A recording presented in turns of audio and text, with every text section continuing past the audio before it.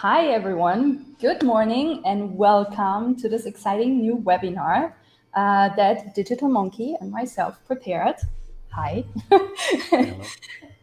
And yeah, it's going to be, I think, a very exciting session for us. Digital Monkey, myself, we started to get into ComfyUI among like many other things in the Alana AI meeting. And it's been a total bliss of experimentation and going really wild on this tool. So some of these things we want to introduce to you today. We're trying to make this not super overwhelming because it is an entire rabbit hole you could get down to. So we're trying to really make it accessible. Good morning, Ultra Sharp. Hello, hello. Good morning, Sogan. Sogan is in the house. Good to see you guys. All right. Let me actually share the screen with you because we also prepared an overview file for you guys. So it is hopefully also something that you can follow up on in written form if this is more accessible to you in like after the fact of the webinar. So as you can see here, this is the file. Let me copy the link into the chat so you guys have this. It's on a new tool that's called Fileverse. Fileverse is amazing. It's kind of similar, like it's like a crossbreed between Google Suite maybe and our Google Drive and Notion. And yeah, was also the second time working with this for the webinar, so it's been pretty exciting to do that. Either way, this is also where you find the video link in case you cannot find it. So this is, hi Kirsty, good to see you. So let me get into this, just so we're on the same page. You have probably played around with generative AI tools. There is Midjourney, there is Kling AI, there's Runway, there is, oh my God, there are so many, right? So you've probably played around with all of these. How are they different from what we're doing today? So ComfyUI, just to give a quick primer before we get into closer introductions of my co-hosts. ComfyUI enables you to do all this stuff, but do it on your computer, on your system, which means everything you render actually does belong to you. And you can very much influence the results. So all of the things you cannot necessarily do with these other tools.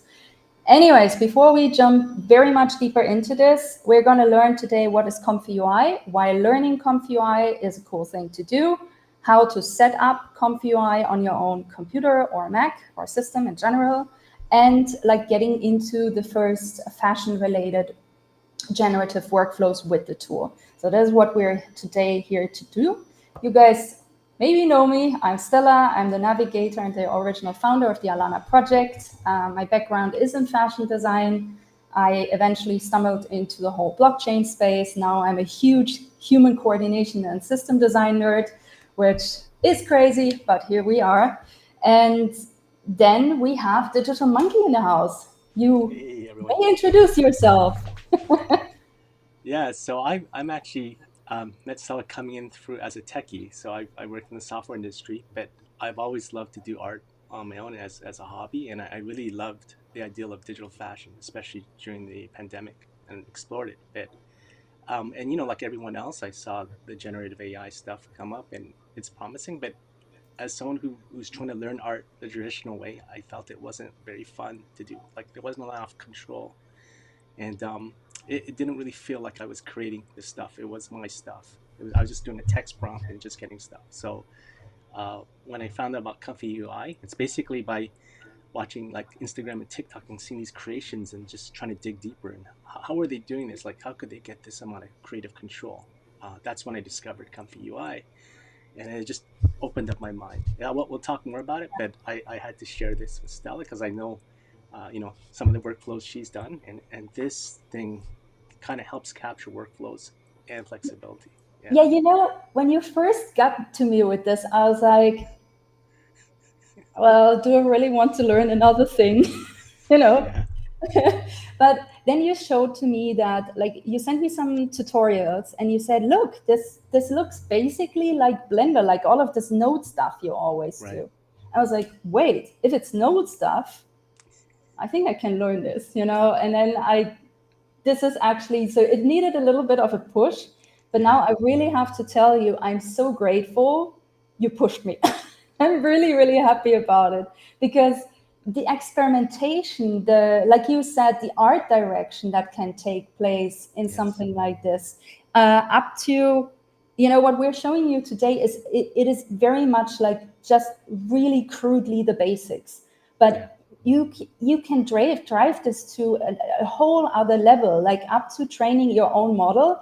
And coming from me is no code. You can train your own model Yes. just by putting in, for example, like sketches of yourself, like sketches you have collected. Or maybe, Kirsty, who I saw entered the chat. Kirsty is an illustrator, right? So if Yes. you use some of the watercolor illustrations that she has generated, you can build your own LoRa model to indicate a certain style. So it's Yeah. And when you talk about the nodes and stuff, what's really going on is it lets you capture your workflow. Like, so you can make your own workflow. You're not beholden to some fixed workflow that someone tells you to do. And the nodes are like different techniques. So you can mix and match different techniques. And I think, and you can share those workflows too. So, another full disclosure is like ComfyUI itself is quite new. Like I think it first started in January 2023. So we're learning too in this process. That we're kind of hoping to learn with you and teach what we do. So we're hoping this is like very much a very collaborative, ongoing learning experience. And you will have to do that because this ComfyUI is so dynamic. There's such a community of developers and creators behind it that it's just flowing like crazy. Like there's new things coming out. It's like things that are like there's research papers that introduce new techniques. Oftentimes, the first manifestation of that is as a ComfyUI node. So you get stuff really early and really bleeding edge. And yeah, I think that's uh, just being able to work at that level is, and there's just so much other cool things you can do with it. and you can really be ahead of the time, right? So if we're Yeah, talking bleeding edge versus cutting edge, like cutting edge is already pretty cool to be part of, but bleeding edge is just like it's a whole other level. You can potentially yeah, discover things so much earlier than other people. So yeah, it's pretty exciting. Let's get down into some of the details in a second. Just for everyone out there, just put the attendance badge link into the chat. I recommend you mint this, because as the year continues and the more webinars you are actually officially attending and you have an attendance badge for, there might be a surprise waiting for you. So if I were you, I wouldn't be missing out on this free mint. Link in the chat. All right, let's jump into it. So yeah, let's start from scratch, because this is the first webinar of 3 we're currently imagining to do this year around ComfyUI. So we're keeping it very down to earth for this first session. Um, Digital Monkey, what is ComfyUI? And try to explain it very, very easily. yes, yeah, yeah. So ComfyUI is more like a framework for creating art and digital artifacts. Like you on the input side, first of all, you capture a workflow, which is like how you want to create something. So uh, you might want to have prompts on the input, like images, words, and text that you want to create, or sketches, and then you can develop a workflow with ComfyUI with nodes and graphs, and that will allow you to shape how you want the generative AI process to work. You can choose different models to capture different aesthetics. You can potentially create models based on your own artwork. And the beauty of it is you can keep that artwork and data local on your computer. It doesn't have to go in the cloud. So your work is protected. And but you can still generate and make use of it, like leverage off your own work. And uh, it so it's this node graph system where you can like build these nodes, you build these workflows, and on the output you get artifacts. And I say artifacts because it can be pictures and images, but now you can do videos. Potentially you can do 3D models and sound, and the community it's just growing the possibilities. But it's a general framework for creating stuff, creating digital artifacts. That's how I describe it. Yeah, correct. I think the most exciting part to me is the part where I don't have to share my work potentially with other companies, right? because you never know what they are going to use it for or if they are going to use your data. So it feels just very wholesome to, sometimes put my own things. Like, for example, I did some tests with renderings that I did in collaboration with Sync Design a few months ago. And, just like put them in as like an initial guidance for a result. And I did not need to fear that, this would end up on any company server in the end, right? And then potentially it doesn't even belong to me anymore. So just that felt really, really good, and kind of like makes for me the biggest part why ComfyUI is a game changer. Also, to mention this quickly, ComfyUI is an open source tool. I know I keep preaching about open source technology, but as some of you might be aware, it's now more important than ever before. So please try and start using open source tech. It's maybe not always super straightforward, but kind of similar to Blender. Also, ComfyUI has, and this moves us actually to step two, like why should you learn ComfyUI, right? First of all, you have this unparalleled flexibility that also Digital Monkey mentioned before, because it's something that's open source, which means the whole community is involved, right? Why are there so many Blender tutorials out there on YouTube? Yes. Because it's open source, so it's accessible. And so you get many more people develop stuff up on top of it, right? And then you have the, like I said, the local image generation and therefore ownership over the final result. You Well, have, one subtle point I want to add to that too is like yeah, the creative sure. part. There's a lot of repetition and trial and error, and if you're like paying for service and you're paying for every prompt you're doing, it kind of holds you back. And this, you Yeah. can work all night just generating stuff on your own computer. You know what? A very real example from Alana magazine. Some of you remember, I know this was Kirsty's favorite double spread in the entire magazine, which is where I generated all of the runway models wearing like some form of green outfit, right? This was Kirsty's favorite spread, and they are all AI generated. And I did this with Midjourney at the time, and oh my God, I paid so much to get this done. This was Yeah. probably the most expensive double spread in the entire Alana magazine Earth edition. Just FYI, right? And here you're right. Like, if I don't get it right, if I want to tweak parameters, I Yes. can just do it because It's it doesn't experimentation. cost me anything. Yeah. Exactly. It's super cool. Um, yeah, Ultra has already a question, so let's get to it. Hey Stella, what kind of system do I need to have to run this on my computer? Yeah, I think like Digital Monkey, feel free to answer this question. Yeah. We're getting to it. Um, Yeah. I Anyway, think for the average person, just doing their own thing, a freelancer, you probably want to get their best NVIDIA based computer, and you can run either Windows or Linux as an operating system. But for example, I have a GTX 4090, and the 5090s are coming out this year. So good news is probably 4090s will drop in price and they'll be a lot more affordable. But I've also, we also provide a tutorial on how to do this on the Mac as well with Apple Silicon. So it does take advantage of the hardware on Macs too. But probably the optimal one is um, NVIDIA GPU computers. I mean, on the pro side, the latest NVIDIA graphics card was released beginning of this year, and it has a very, very good offer price-wise, right? Like I paid for mine 1,600.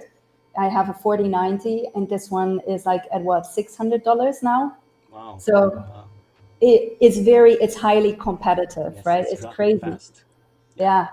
Yeah, it is crazy. So just saying there's hope. But to be honest, like even though it took a little bit longer, I did also get semi-fast results running this on a gaming laptop that actually also has a 3090 inside of it, like the chip one, right? The I don't know what's the differentiator, but it's like the little chip one.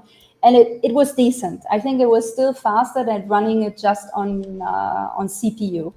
It took about, I want to say something that takes on my graphic cards about maybe 20 seconds.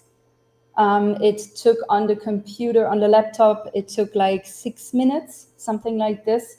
And I think we will get to your experience on another system in a second. You I said, guess the other thing too, though, is disk space. You need to have a fair good amount of disk space because yeah. you're downloading all these models, and the models can be big. They're gigabytes in size. So if you're like a bit of a pack rat and like collecting all these filters and models, that it will eat up your disk space. So I have, for example, 4 terabytes on mine. I recently upgraded because I found I was eating up all my disk space. I remember us talking about this, that Yeah, you needed to upgrade disk space. Good for yeah, you, you got it done. But yeah, disk space, having a graphic card, ideally an NVIDIA graphic card, it will definitely help. You can run it on systems without a graphics card, but it takes time, right? So, you know, if you're like me and you run these things between 10 other things, then I guess it's fine because you're not so like, you don't have to literally sit here and wait, right? But if you're an impatient person and just wants to, like, you want to make this your sole focus of like generating a bunch of images, I also suggest you start upgrading. But I want to claim most people who work in 3D already, you need a yeah. quite good That's right. system to do that. It's a little bit of a sad truth, but like I said, there is some hope considering that the latest NVIDIA graphics card actually has a very competitive price. So I think this, makes room Yes. for like this is actually feasible to do. Yeah. When I asked you to give me a good quote for this sheet, you said a good tool should augment your abilities as a creator instead of supplanting them. The artist or designer should always feel they are in control and can change any aspect of their work without settling for anything less. Would you, after having prepared for this webinar, would you Mm. say this is 100% true for ComfyUI? Like, what's the percentage range you would label?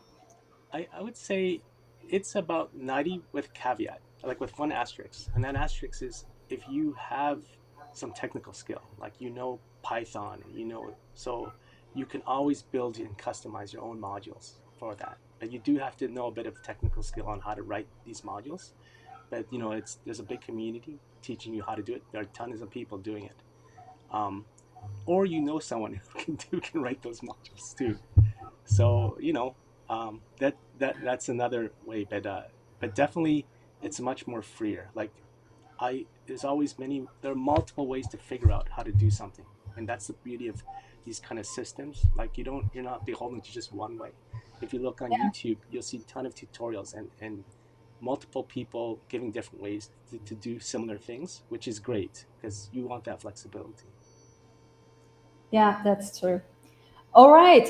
So part three is the setup process. So we're going to get into it a little bit deeper with the help of videos, because the setup process is sadly, it is not a one-click button install. Yeah. So you need to download some additional resources. So what we did for you, and I hope this will be very helpful, is we set up step-by-step guides. So if you go on this sheet we prepared for you, it's also linked in the YouTube description, by the way.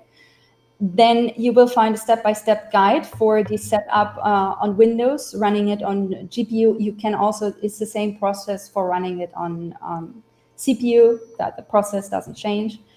So this is linked here. I'm also almost done editing a little video about how to do this. If this is a little bit easier for some of you, then that is fine. But in the video, I'm only showing the actual ComfyUI installation. So you might want to check this written guide either way, because I already had Git installed, I had Python installed, and no, you don't need to code, but you need Python nonetheless, and some additional resources that you will need, right? What I thought was super exciting is that Digital Monkey took the time to really do an in-depth tutorial for you guys, because I know a lot of you actually have still Macs, And so he did an entire setup walkthrough per video on Mac with Apple Silicon on it. So if you want to set ComfyUI up on your system, you have enough space, maybe you even have a video graphics card, then these are the two processes you can follow. We thought it's probably not a great idea to do this live on stream because it takes up quite some time. So when you're doing this, set yourself up in a very calm environment is my recommendation, because I get easily freaked out when stuff doesn't work. So my recommendation is close the door, take an hour of your time, and like really focus on getting this done. Don't get easily discouraged. Don't be afraid of doing something wrong. If you install something double, it's fine. It doesn't hurt your system because it just replaces the old files with, well, the same files again. So it's fine, right? But yeah, it's a little bit of a process, isn't it, Digital Monkey? Like, Yeah, yeah. I mean, when I was preparing the video, I erased everything I had so to try to emulate this exact conditions that you will have with a brand new, like nothing installed. And yeah, it there's some knowledge. I try to explain it in the video, like why we're doing things, not just tell you to type something, but why. yeah. But are we gonna, maybe we have some kind of channel or something that people can ask questions in too if they run into problems? Um, Yes, sure. Like Ultra already did. Of course, you're welcome to ask questions. I should have mhm. mentioned this maybe a Well, little I, bit. I guess like probably not now, but later on, if they're at home trying these videos out, and if they run into issues, Yeah, maybe, yeah, and also Ultra says light a candle. I think yeah, that's a good recommendation. And also, if you have any questions after the webinar is over and you just get stuck or anything, Digital Monkey and I, we're here for you. Okay, so don't give, like I said, don't get discouraged easily. It is certainly worth like going through this little bit of hellfire to get this set up. You can always join the Alana Telegram channel. This is probably the best way to go and ask questions easily and get an answer easily. So I recommend you go there and say hi and bring forth your question. If you're getting stuck, just one favor: we will not necessarily see your screen, right? So instead of just asking a question, maybe add a screenshot if you're running into a specific error. Like everything you can tell us additionally about where you're setting it up, how you're setting it up, and which step you get stuck in. That will definitely help improve answer quality. yeah. The Um, more context, the better. yeah, exactly. Context matters in this case. All right. So please review the videos. I will share the link to this again in the chat. So you guys have this, but again, it's also in the YouTube description. And yeah, this is where you find like also all the resources concerning the Mac installation if you want to have a more written guide, which brings us, I guess, to the more exciting part and the second half of this tutorial, the actual fashion-related generative workflows. Yeah. Shall we jump Stella, in or not you, yet? you Oh, think no, I not should, yet. you think I should maybe give him a really quick primer on how this generative AI stuff, the different parts of it work? Yes, you actually should. You should very much. And I forgot. That's Yeah, fine. no, no. Let me do that. Yes. Okay. So Digital Monkey will give you a little bit of a technical background on Yeah, it's how. not very technical. No, but I mean, it relates Oh to the yeah. Okay. technology Yeah. and how it works, right? Yeah. Um, we thought it's interesting for you to understand. So maybe if someone else asks you, you can, Yeah. explain it now yourself. It All right. yeah. It's also kind of good to know because the people that wrote Comfy UI and the modules, they often use the original like terminology from the Yeah, research. So that's true. so you'll see all these weird words like latent, VAE, and I want to just kind of give you a very, very high level of what that means and how that works in the process. So you guys can see my slides here, right? So Yes. typically what happens is when these generative AI models are built, they're built on a lot of images. And from those images, there's an encoding that brings in those images and represents them in this higher level abstract feature space. So if you think about an original image, you know how they're done at pixel level and there's like maybe 16 million colors per pixel. That's too complicated to try to generate art in. You want to work in a a more abstract space where you're thinking about shapes and features instead.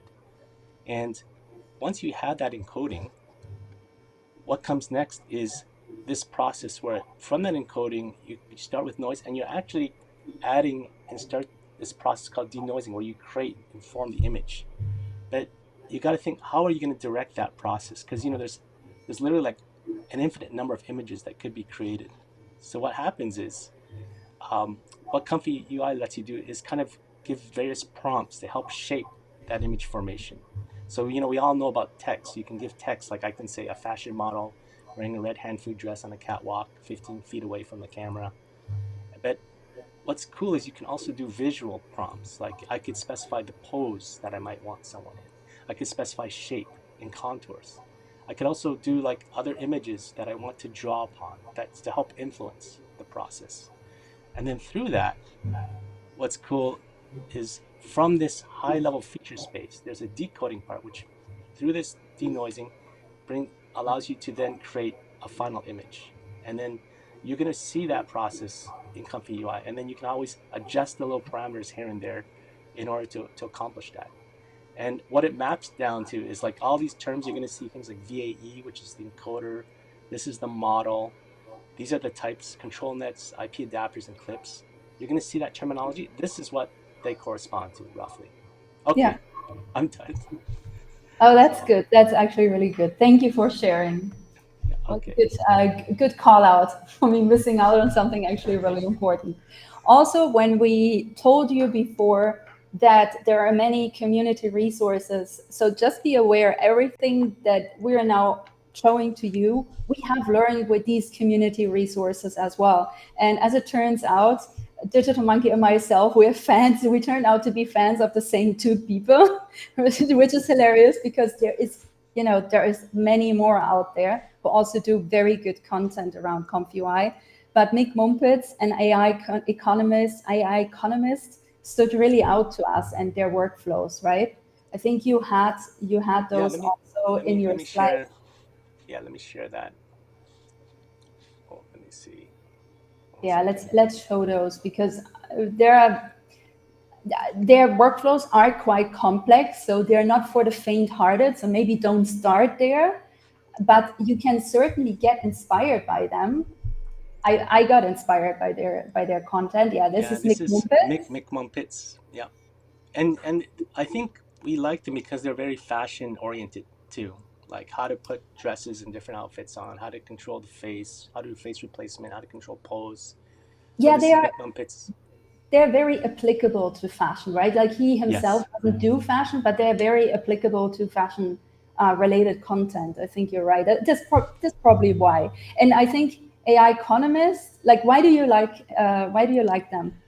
I think they're even more specific. Like one thing I liked about it is like if you have a how to build a model, and if you want to, or if you have a picture of yourself, how do you make it wear an outfit that you have created maybe completely digitally, like maybe with Marvelous Designer or something.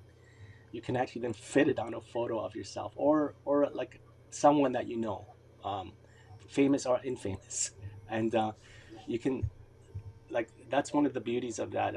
I think that's what gravitated to me. It's an interesting thing too because I think they actually prepare a lot of their videos using techniques they developed with ComfyUI. So I believe this video, for example, if you watch this video here, character consistency, um, so it's using some of these video models. Like this person is actually completely AI generated.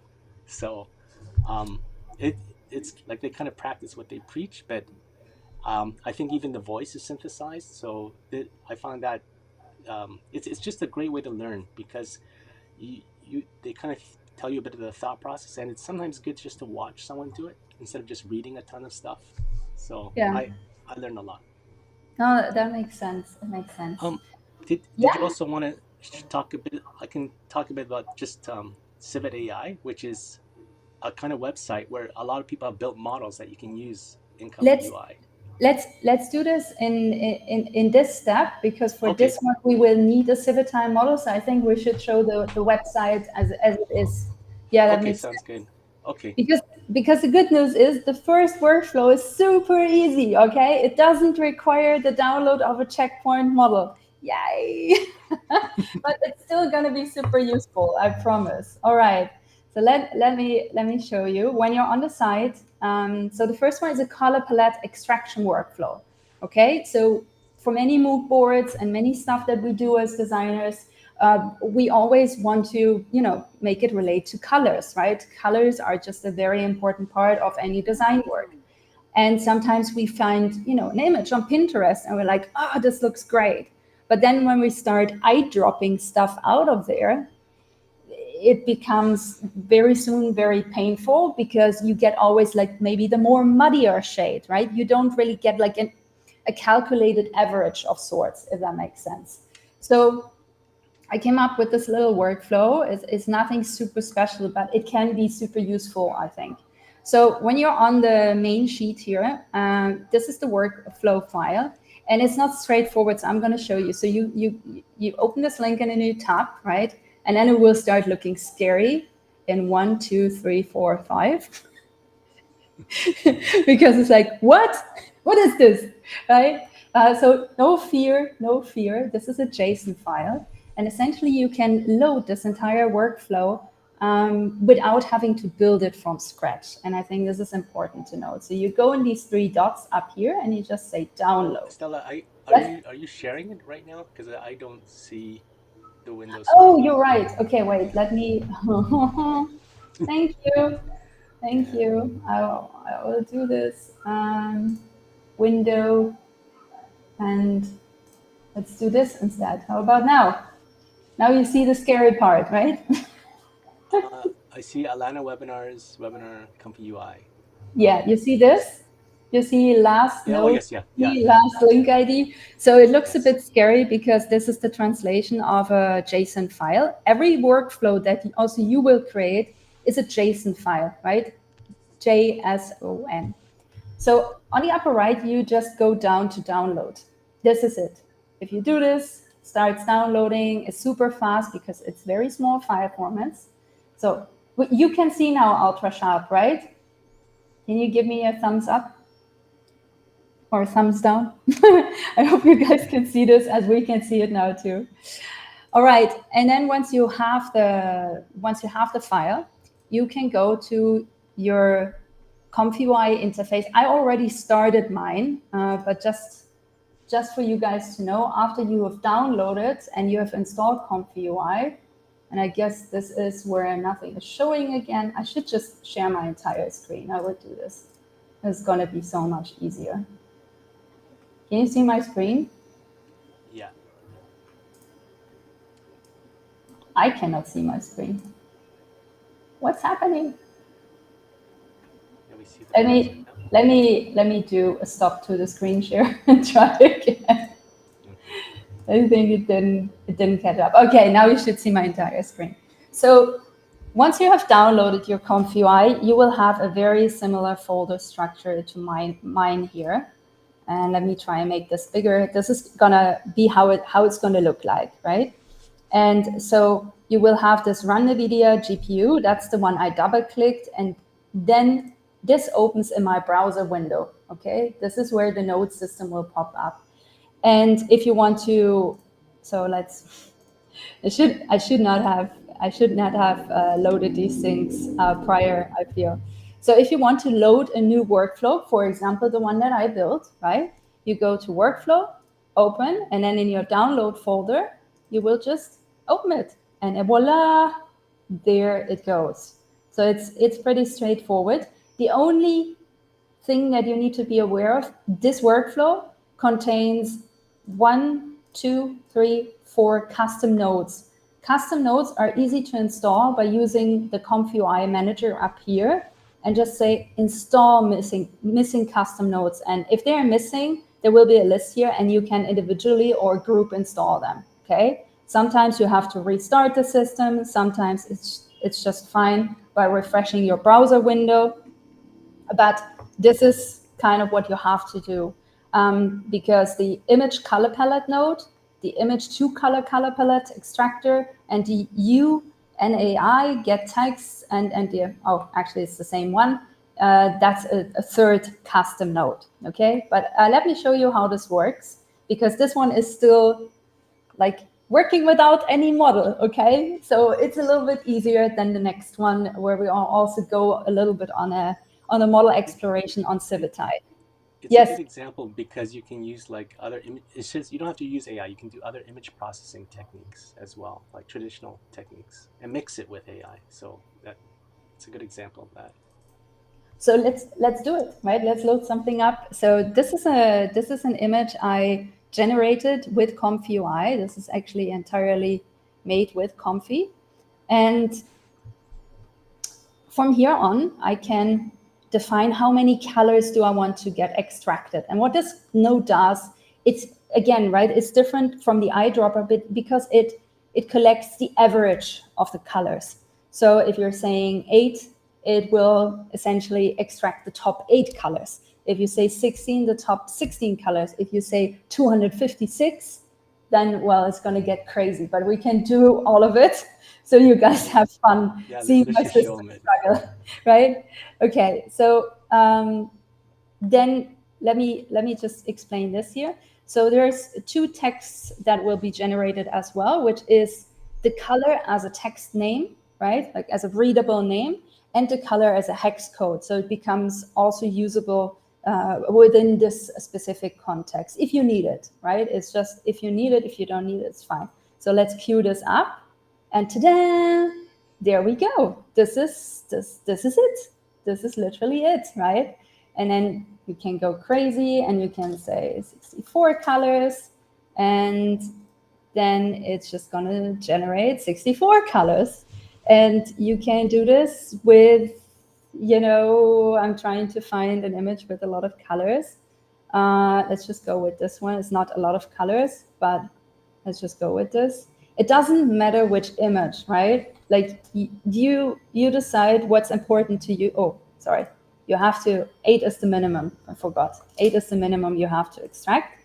Another cool thing is all of these things, if you use the save image node, they get automatically saved to your output folder, right? So your output folder you will find in ComfyUI output, and today it's already a very usable file. Here you go, right? And you can immediately put this in your mood board and be done with it. So yeah, that's a very very easy, but in my opinion, very useful workflow. What do you guys think? Any questions so far, or you're good? I need to hear like thumbs up, thumbs down, anything. Oh, there's a question from Ultra about if the text lists the colors from left to right. Yeah, it is supposed to.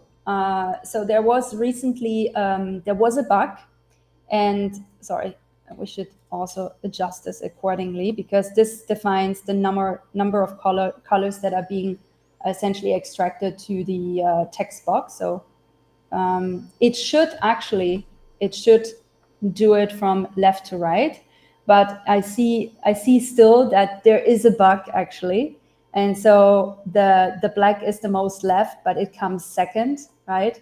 And I want to claim this is the black as well, and it comes also second.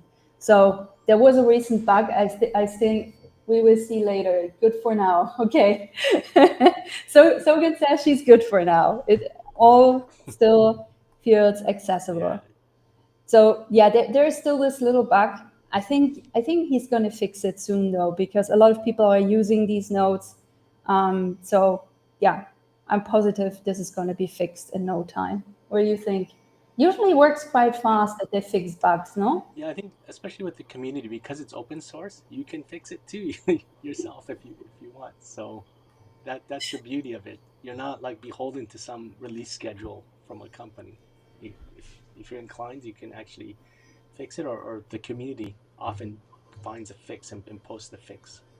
But Yeah, and in also my experience, it's quite rare. I don't see a lot of problems. It's more, there's just a lot of questions how to use something, how to set up something. But yeah, that's the yeah. beauty of the community-driven stuff.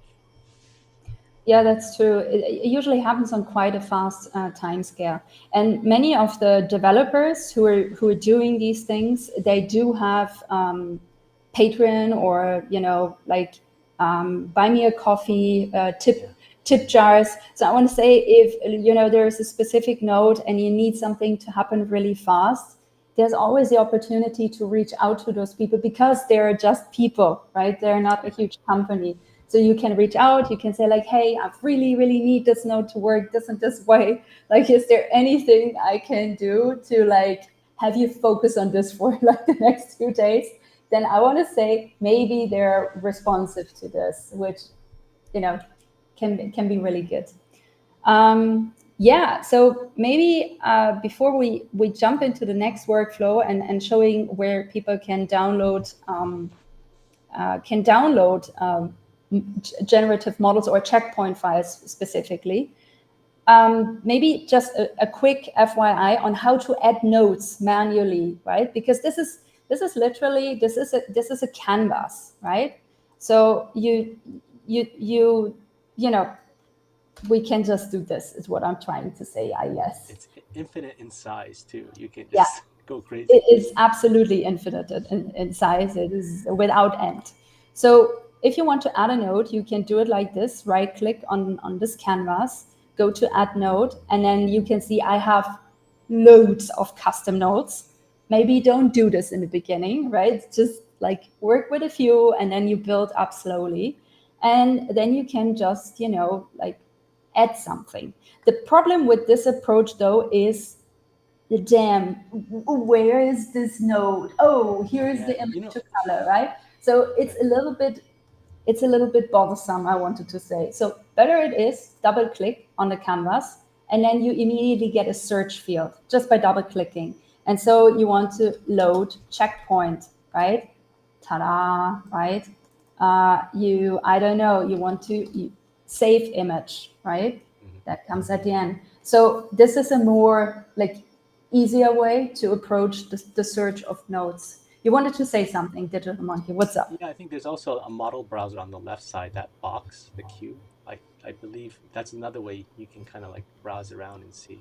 Yeah, so if you look at the left, I think it's the third one down.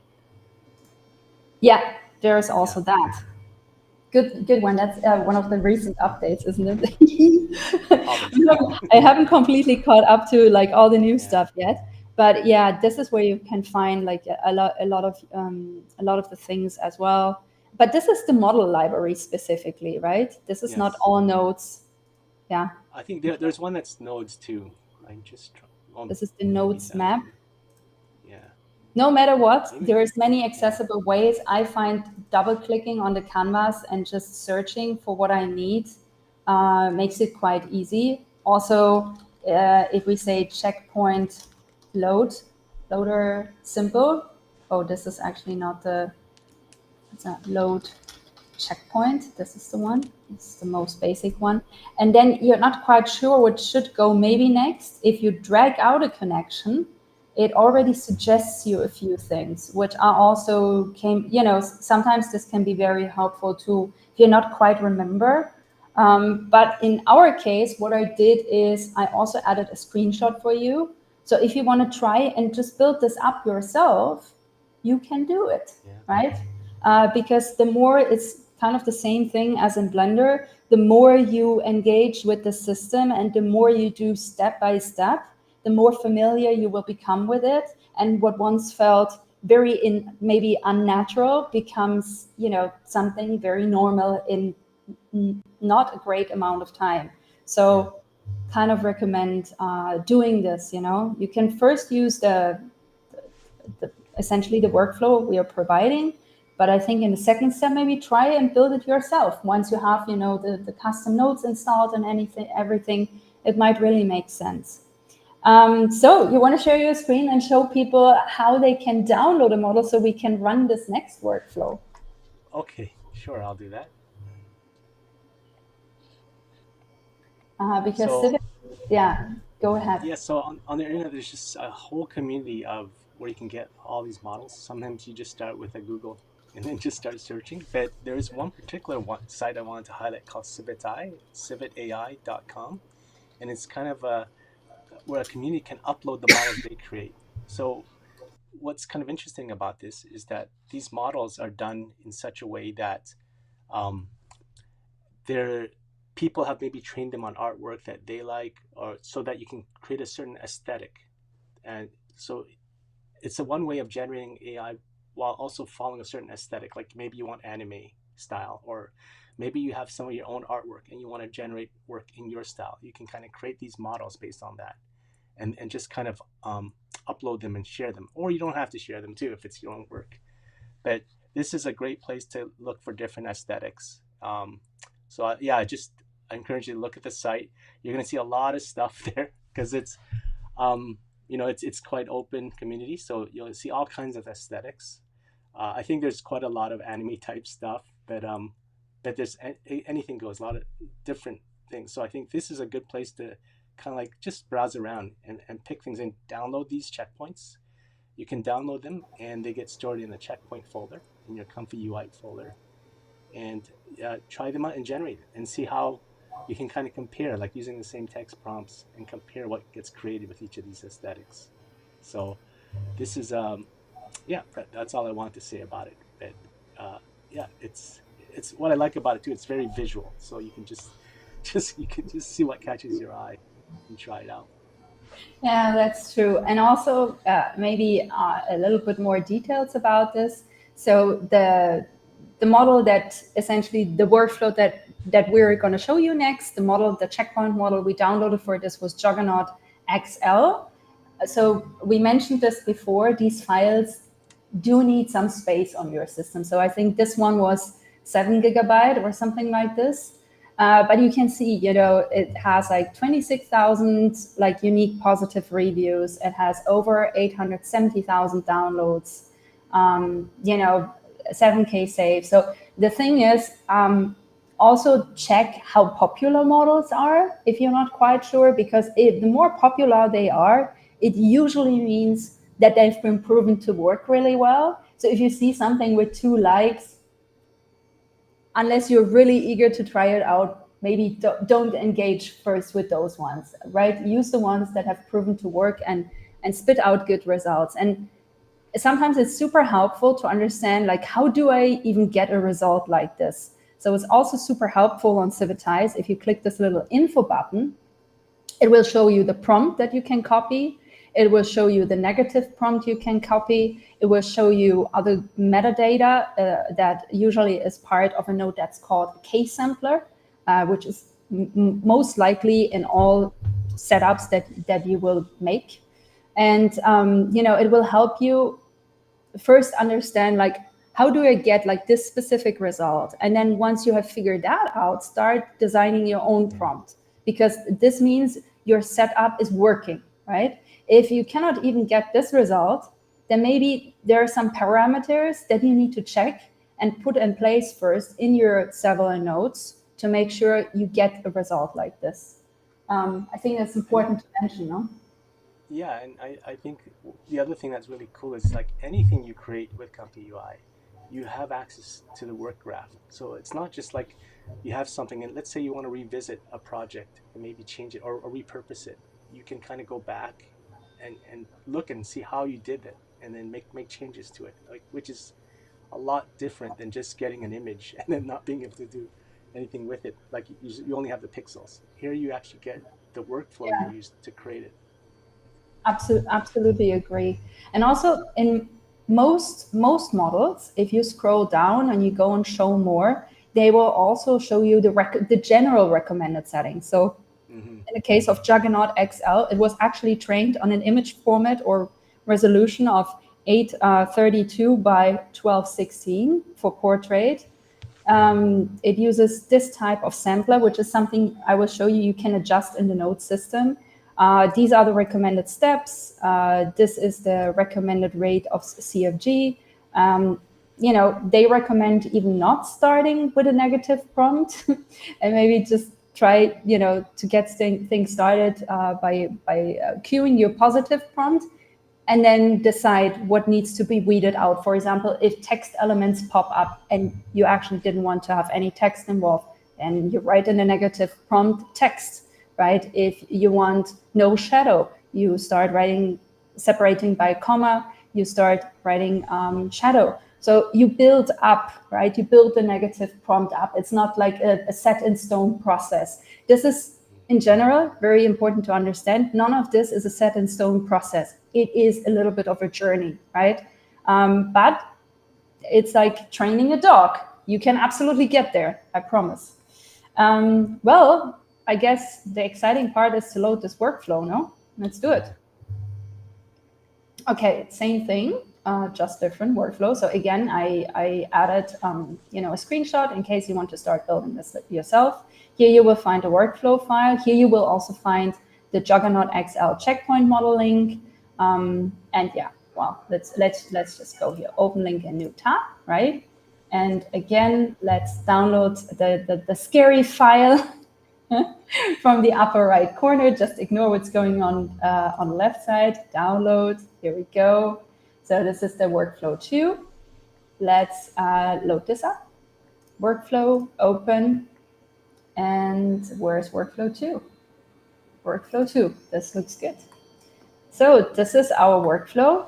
And this time, yeah, it starts with the checkpoint. So the checkpoint, again, you go to this page, you go on the download button. Once this has downloaded, where you need to go, so in my case, right, it will download here into the downloads folder. If you have set it to any other location, you need to grab it from there. And essentially, go back here in the main folder structure of ComfyUI, go ComfyUI, and then you will find one folder that says models.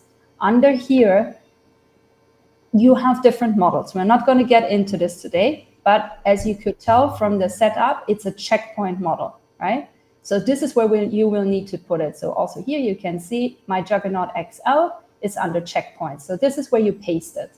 So again, if we go to the user interface here, we know we need, this is a checkpoint, right? So this relates perfectly to the description of the folder.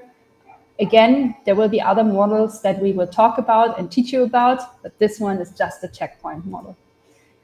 All right. Then this is connected to essentially the positive. Maybe I should have made this more clear with colors and the negative prompt. And you can change colors of the nodes too.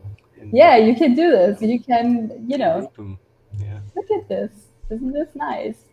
You can also build frames. You can really design this in a way where it becomes very readable to you. I've also used the text nodes for just like making comments for myself, so I don't forget that these are the parameters that I can change. Oh, that's nice. Ultra Sharp already says the screenshot is very helpful of the workflow. So you're welcome. You're welcome. All right. So shall we do this, I guess? So this is my positive prompt because we, after all, most of us are fashion designers, or at least we like fashion. Like Digital Monkey likes fashion. So photography. So always describe the medium first. There is a lot of insecurity about how do I design a prompt. Go with what do you want? Do you want a 3D model? Do you want photography? Do you want a portrait? Do you want a full body photography? Like really be clear on what you want, right? This is still like, maybe Digital Monkey, you can explain this a little bit more in detail, but this is still a machine trying to read words, which is actually not a thing as far as I understand, right? It cannot read words. Right. I think it kind of helps to think about how these models were trained. So a lot of times, they were trained with like images and then they had captions and text. So the model learns to associate different text phrases with different characteristics of images. So some people even give like specific camera settings, like cameras. So meaning that you want the image to be in that style of that camera with those settings, or different lighting conditions. For layout is very important as well. Like maybe you want to zoom out. So sometimes I say move the person back 15 feet, 20 feet, wide angle, up close portrait. You really try to describe the image the way you would like to see it, and the more details you give, the more closer you get to what you're looking for. Yeah, you're right. I think this is also something we should add in a second webinar about this, where we write up a small guide for you guys on wording you could potentially use Like, for example, the different camera angles, for example, the different types of shots and their wording, because not everyone is a native English speaker. These systems are, they are natively English speaking. So it's probably a good idea to compose a little like resource file about this. Just had this idea. Makes actually sense. I Let's do mean, it. the other thing too is like if you're a professional photographer or graphic designer, don't hesitate to use the jargon because it actually these things are Yeah. trained on literally almost every piece of text on the internet. So they can understand the details too. So you can get really, specific about it if you want. And to be honest, I've had much better experience using very straightforward prompts, not featuring a whole novel. So these have given for me the better results and more coordinated results than whenever I tried to write an entire novel, because there was a time, I want to say like a year ago or so, where everyone was like, oh, you just need to write like give it a lot of context. So I tried this out, and I also tried it out here. I should have recorded it, I guess. It went completely sideways. So just try to be very focused on what you actually want to see. It will be so helpful, and the rest is something you can help, or you can use other helpers for. And this is what we're getting a little bit into this workflow. One helper that we added to this is we're actually uploading one of my other images that I generated, another beautiful makeup color palette, because we all love makeup next to fashion. And I'm using this to influence my result, right? So as you remember, this model is trained on a specific resolution. So that is what I added in this node in the upscale latent. This is where I added the resolution that was recommended on the website on Civita, remember? And all of this feeds then into the node that I mentioned before, the K-sampler node. And this node, it's a treasure box. It's a treasure trove, to be honest, right? Like you can do so many things on this node and It's the influence. main workhorse that's doing the Yeah, generation. it really is. So again, I abided by all the recommendations. I don't know if you remember, steps were recommended between 30 and 40 steps. The CFG I set higher because in our specific context here, where I'm loading an additional image, this value can take a lot of influence. So the little note that I have here showing up says the classifier free guidance scale balances creativity and adherence to the prompt. Higher values result in images more closely matching the prompt and less considering the loaded image, should be maybe written there. Whilst, actually the denoise one, this value, relates to how much of your image will be recognized over the prompt. So by changing those two values, you can go crazy.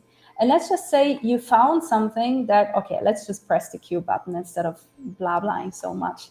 But But by the way, what Syl was doing too was she was holding down the mouse button on those parameters, which is a great thing. If you want to understand what they do, that's a good way to do it. So you get a little description of what that parameter is. yeah, that's true. It's you're right. This is one of the most helpful things, but because in the beginning I did not understand these things so well. So this is a result that I get with the first prompt. As you can see, I've set here in the K-sampler node the control after generate to randomize. And so whenever, so just take a look at the seed number. If I press Q again, it will take another randomized seed number to generate the next image, right? So as long as this is set to randomized and this seed essentially keeps going all over the place, you can generate pretty unique results. Let's just say maybe the next image is something that I find super cool. Let's just say this is Okay. super pretty, okay? I love this, nice pose, nice crazy dress, right? So I might want to consider setting this to a fixed value or even an incremental value. So incremental means the next one should go to 1.5. Da, da, da. So it will generate something that's very close to this and not very far apart. So you get a very similar layout of sorts. If you set this to fixed value, and I have come to the understanding you need to copy this. You need to copy this seed, okay? Because it's gonna do something Yeah, here. the seed is related to how it generates random numbers. So if you pick the same seed, it will always generate the same sequence of random numbers. So you get reproducibility. Yeah, so you can reproduce something that's pretty. And again, this is a safe image node, which means it's gonna save automatically again to your output folder. No, I'm not sure if you remember, but output folder is here. So all of these things have already been added here. From time to time, I obviously delete from here because it gets a lot, right? But yeah, this is the beginning. So let's set this back to randomize, and let's, as a final step, let's play a little bit. And I don't see any questions. So if you guys have questions, we're getting to the end of this webinar, the first part of the ComfyUI series. If you have any questions, please add them in the chat. Yes. I have one request too. If there's no other questions, maybe we could try change the palette up and see what happens. Like Yes, if you let's do it. Which one do you want to change? The the CFG? no the palette. Oh no the oh this is later the palette. So the actual, you know how you had the makeup palette Oh yeah, sure. to Let's see if uh, let's use the let's use this. So if I just change the palette, let's see what happens.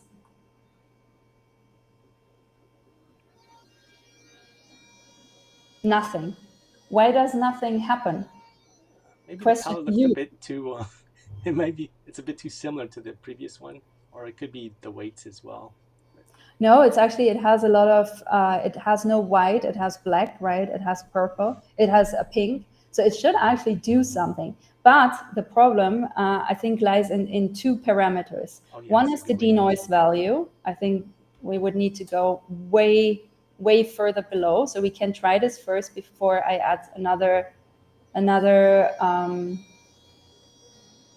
parameter to this. Oh, look at this. We went too far. But now it So now plays. that image has too much influence, for Too example. much influence. So again, this is where the playing part comes in, right? And So you Christy, have, your question on the glossary. I think what I found is I often just do comfy UI end within the term on Google, and I usually get an explanation of what the term means. I think that's the best way because the terminology also is sometimes very specific to the models. So usually on the page where they introduce the model, they might explain the parameters as well.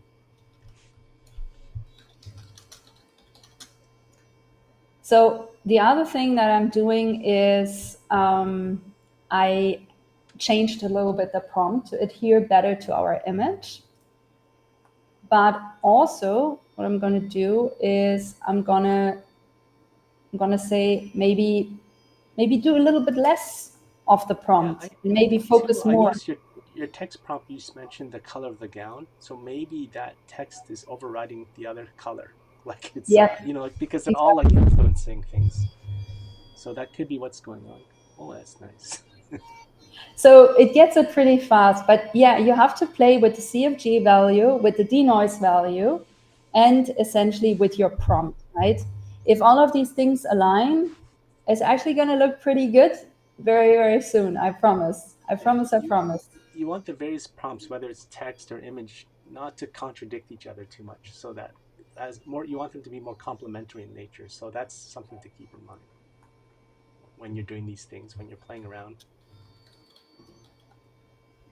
Let's do a portrait. Let's see if that, like what that would look like, right? Or if it even takes an influence now that I lowered the value. Let's see. Oh, it does. Oh, Look at her. nice. Charming, charming. So, yeah, creativity really knows no bounds. I think, Kirsty, your question about the glossary is fair. Um, we will actually add this for the next webinar. What do you think, Digital Monkey? Glossary and maybe a little bit about prompting terminology. Yeah, and maybe in your explorations, if the audience finds some terms that they want to learn more about too, they can like suggest them, and then we can compile a list and then just kind of use that to explain things. I think Yeah. one challenge is because ComfyUI is being on a lot of bleeding edge modules and models.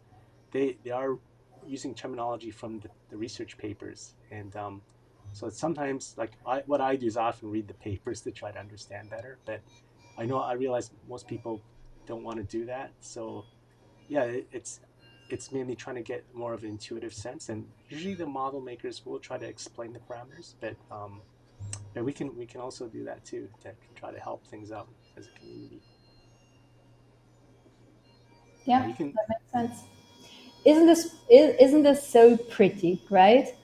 Yeah. So we can do the things you asked for the second part of this webinar series. Very exciting.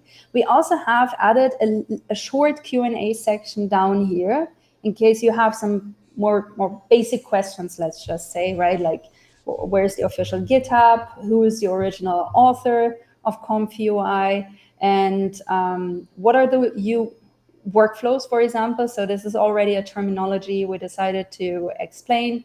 There is also a short explainer on checkpoint and LoRa models. LoRa is something we're going to get into with the And next session. that's where you can also And customize your own aesthetics. exactly, That's that is something we should spend a few more words on, if you don't mind, Digital Monkey. I think it was part of your slides as well, where you said like art direction is where you see the true power. So it's not necessarily making all of these things from scratch again, but right. yeah, let me actually switch so we can see your Okay. screen. Yeah, what I meant is like, so here's an example of a research paper, and they've taken the results and put it into Comfy UI. So it's an example where you can kind of give images and features of the images, like in this case, the contours and shape, so that the generation of the artwork follows very precisely, the sketch that you do. So you can imagine, like, if you have a sketch with a very specific silhouette, you can use that to control the generation to create that artwork in exactly the silhouette you want. The second row is an example of you can repose the model, and I find that super cool. Like you can you can use a tool and get some stick figures and kind of suggest a pose, and then use that to actually pose the model in the clothing in the pose that you specify. Like, to me, that's this kind of things like magic, but also very hard to do with just words. Like sometimes you just need to communicate visually what you want to do, and that's what I love about this process is that this is where I feel you have a lot more control as a creator to really do things, to work in the way you see things visually. Yeah, you're absolutely right. And I guess, whenever you render something in 3D, right, you always need to go through a whole process of setting up the different poses, animate them possibly. So let's just imagine, right, you have one rendering of this really beautiful outfit you made, and you just want to, get like different perspectives, different types of shots. And there's like, Yeah, I don't know, maybe you have some, poses from a former photo shoot you did with like physical clothing. You could use that, extract those poses, and use them as a pose library to feed back into ComfyUI. Sounds yeah, pretty scary, I know, but I could do it, so you could do it. yeah. This is one of the You can workflows you I can have take a tested. photo of yourself with your Yeah, iPhone, or just take a photo and use that as a reference, and it will, which yeah, is which is great. You don't even have to like build a model or post things. You just act it out. exactly. And again, why are we showing you this? We're not getting sponsored by ComfyUI, not anything, right? This is not a marketing initiative or anything. But as you guys know, I'm very pro open source technology. And why is that? Because it just puts the power into the hands of the creators, right? And not in the hands of companies. It doesn't hold you hostage to paying for every image generation. You can just experiment freely. You can do it on your own time, on your own computer. You don't need to be afraid that anyone just, steals all your watercolor illustrations, right? So, yeah, it's literally to empower you and help you get started with these tools. Again, I want to show you guys to scan. This is the Telegram channel. If you have questions, we're not like super there on the We're, weekend. Like we're not on Discord so deep into the weekend.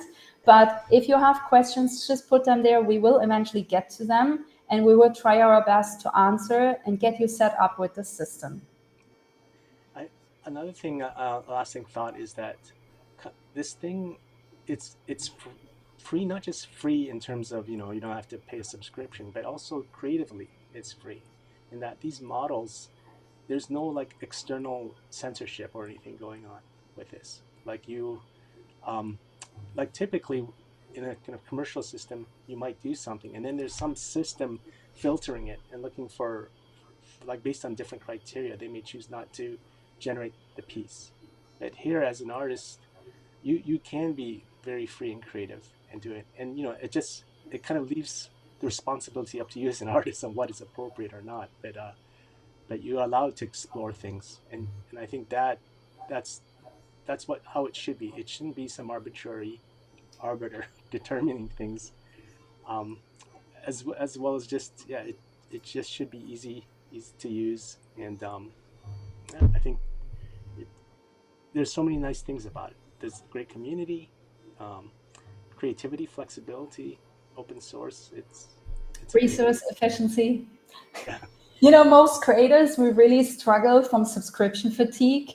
So this Oh, is a really nice change of pace. yeah. All right, everyone. Thank you so much for joining. Thank you, Digital Monkey, for Thank spending you. the time with us. Please stay My here, pleasure. even if we're finishing the webinar, so we can have like two more words of exchange. And yeah, have a look at the sheet, description in the YouTube. Any questions, come to the Telegram channel, and we will see you back for part two, probably in like 2 months or so. I want to say that's realistic. And if you have anything that you think we should do during the second webinar, let us know that as well. Bye bye, guys. Okay. Bye Bye. bye. Have fun playing with ComfyUI.